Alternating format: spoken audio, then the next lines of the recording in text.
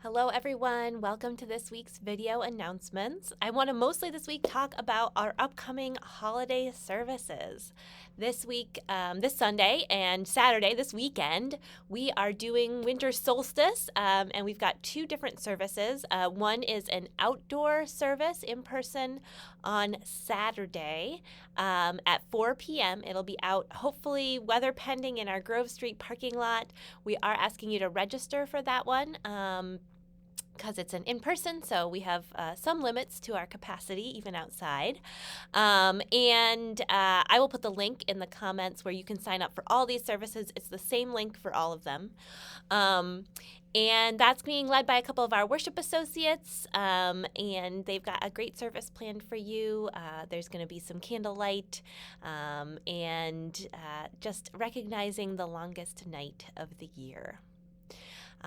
So that's Saturday at 4 p.m. And then on Sunday, we have our Winter Solstice service put on by our Faith Formation children and youth and organized by Sadie. That is telling the story of Winter Solstice. That's Sunday morning at 10, our normal time.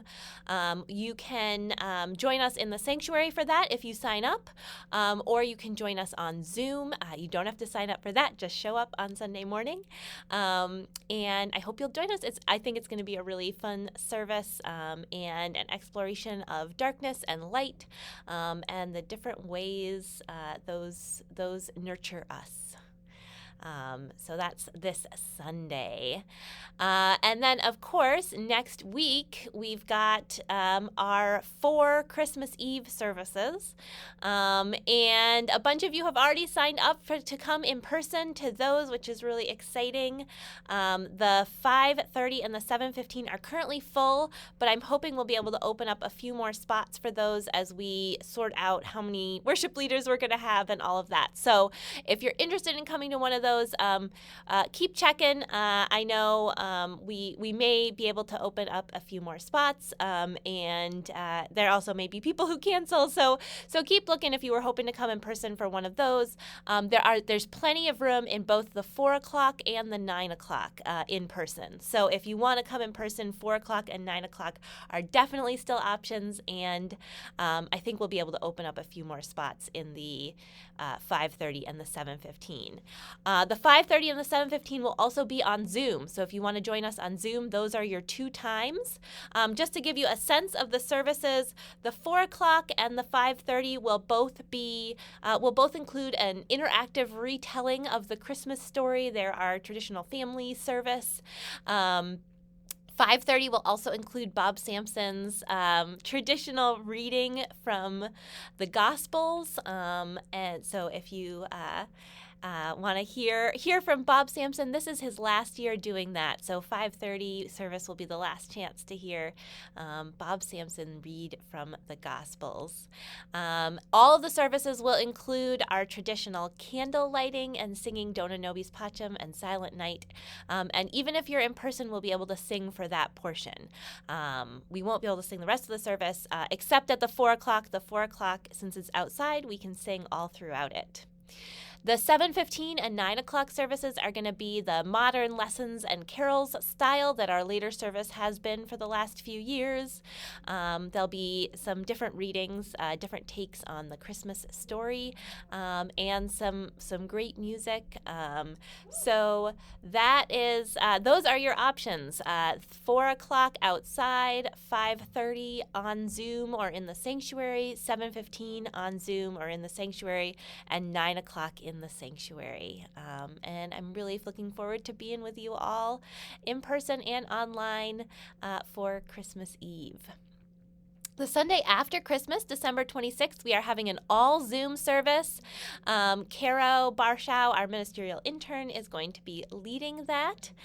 It's on the theme of coziness and the way that coziness can hold our joys and sorrows. And Caro invites you to come join in whatever way feels cozy to you from home, whether that's in your pajamas or wrapped up in a blanket or with a hot cup of coffee or hot cocoa. Caro hopes that you will be cozy as you join in on the service that morning. So that service is coming up in December. We've got a bunch of them. Just a little sneak peek into next year, which is not very far away, 2022. We are going to be starting OWL, Our Whole Lives, for seventh through ninth graders, and that will be starting in January, near the end of January, with parent orientations near the beginning of January. It is going to be in person on Sunday mornings. If you want more information about that, reach out to Sadie. She would love to tell you more.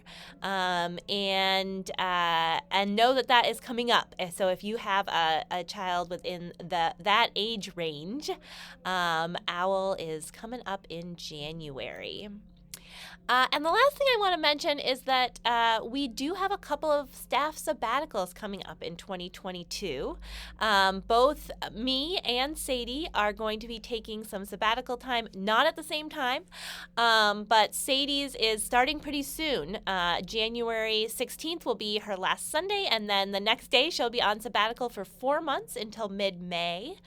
And we've got lots of plans for how to cover that, and Sadie has some exciting plans for how she's going to use that time, and we're working on putting up a page on our website that details all of this and talks a little bit about what sabbatical is as well, and we're hoping to have that ready this week, so check in your newsletter this week for a link to that and to more information.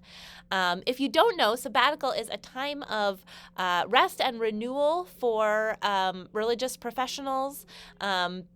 It is an opportunity to step away from the regular duties of church life, and to get some perspective, some new perspective, and to come back refreshed and with some new perspective to share with the congregation. And it has a lot of benefits for both the congregation and for the religious professional, in terms of getting taking a break from the normal to get ready for whatever is next. So Sadie's will be from mid-January to mid-May, and then I will be starting 5 months of sabbatical on July 1st, 2022. So you've got me for another 6 months before I go. But July 1st, 2022, and then I'll be back December 1st, 2022. So stay tuned for more details about that, and know that it is coming up. That's what I've got for you today. I hope you have a wonderful week, and I look forward to seeing you at all these holiday services coming up.